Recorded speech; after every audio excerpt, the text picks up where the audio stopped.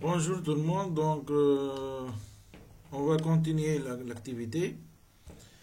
Donc on est arrêté normalement au nombre total de produits, donc on a dit qu'il faut faire MB et on doit sélectionner la marge, c'est-à-dire entre A7 et A12, donc entre A7 et A12.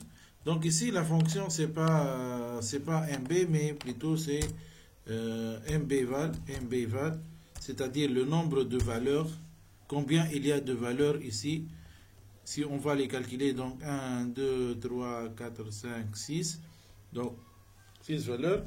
Nous, on va utiliser une fonction pour nous calculer, car peut-être le nombre de lignes est trop. Ici, c'est vrai qu'on a seulement 6, mais on peut trouver on peut se retrouver dans un exercice avec plusieurs lignes.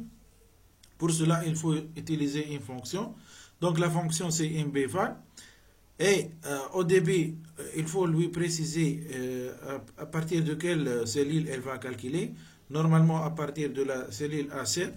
Donc on écrit A7 jusqu'à. Donc jusqu'à, il faut mettre deux points. Jusqu'à combien? Jusqu'à A12. C'est comme ça. On appuie sur Entrée. On peut faire d'une autre manière. Donc la deuxième façon de le faire c'est mbval et on sélectionne la marge, c'est-à-dire de cette colonne jusqu'à de cette cellule vers cette cellule et on ferme le parenthèse puis on appuie sur Entrée. D'accord. Donc maintenant pour le total MTHT, donc c'est la fonction somme, donc la somme entre quoi et quoi, donc la somme entre cette cellule, deux points, jusqu'à quelle cellule? Jusqu'à la cellule normalement E12 et on ferme le parenthèse. Voilà, total remis c'est de même façon. TVA 18, donc qu'est-ce qu'il nous demande? Le total TVA, donc il s'agit du même travail. Et pour le net à payer c'est la même fonction, c'est la fonction somme. Par la suite, qu'est-ce qu'il nous demande? Il nous demande de trier le tableau dans l'ordre croissant. Donc il faut sélectionner le tableau, trier le tableau, donc ordre croissant des prix unitaires hors taxe, prix unitaire hors taxe, c'est-à-dire ici. Donc normalement on va sélectionner notre tableau comme ça, tout le tableau. Par la suite on appuie sur le quel menu normalement?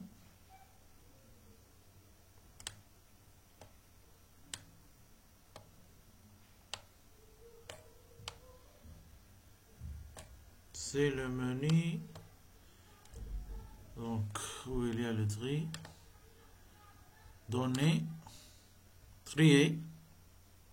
Donc ici il y a données triées. On appuie sur avancer, trier, plutôt trier, je m'excuse. Donc trier, donc tri par quelle colonne? Quelle colonne on va trier? Je répète la sélection pour détecter les colonnes. Trier. Donc ici, quelle est la colonne qu'on va utiliser? D'après l'énoncé, qu'est-ce qu'il a dit? La colonne prix unitaire. Donc on choisit la colonne prix UHT. Et dans l'ordre de plus petit au plus grand, c'est-à-dire dans l'ordre croissant.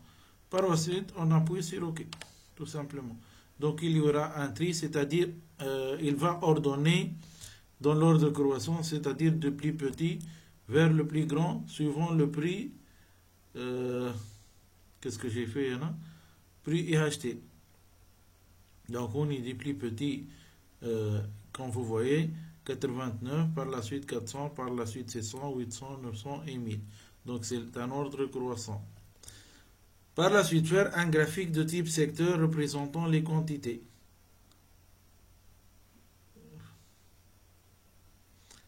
Faire un graphique, donc normalement représentant les quantités, c'est-à-dire comme ça, on va faire un graphique. Par la suite, menu insertion, graphique de type secteur, normalement celui-là, ou bien on peut appuyer ici et on va choisir le type, normalement celui-là, le type secteur, et on appuie sur OK. Il va nous ajouter le graphique, on peut le descendre en bas. Donc Comme ça, on aura notre graphique. Voilà.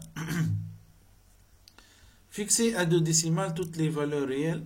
Donc, normalement, les valeurs, qu'est-ce qu'on a les valeurs réelles? Donc, on peut sélectionner comme ça les valeurs. Par la suite, ici, nombre. Et qu'est-ce qu'il nous demande? 2 décimales. Donc ici, on peut choisir, on appuie sur nombre et on choisit ici, on peut changer le nombre. Donc ici, on va choisir la valeur 2. OK, donc décimales. Et à la fin, il nous demande de changer le nom de la feuille. Donc on clique sur le bouton droit et on choisit renommer. Donc qu'est-ce qu'il nous demande ici? Normalement, activité 5. Voilà, finalement, pour enregistrer notre travail, donc fichier enregistré sous. Voilà, à la fin de cette vidéo, j'espère que l'explication a été bien claire. Donc je vous demande de continuer cette activité, l'activité 1.5. Et il vous reste aussi une autre activité, activité 1.6, que vous devez travailler. Donc le travail, l'activité n'est pas compliquée. Mais si vous avez des questions, donc vous pouvez me les poser. Sinon, vous pouvez utiliser Google. Donc Google, il va vous aider. Il va vous permettre de trouver des réponses à vos questions. Et voilà, je vous remercie pour votre attention et à la prochaine vidéo.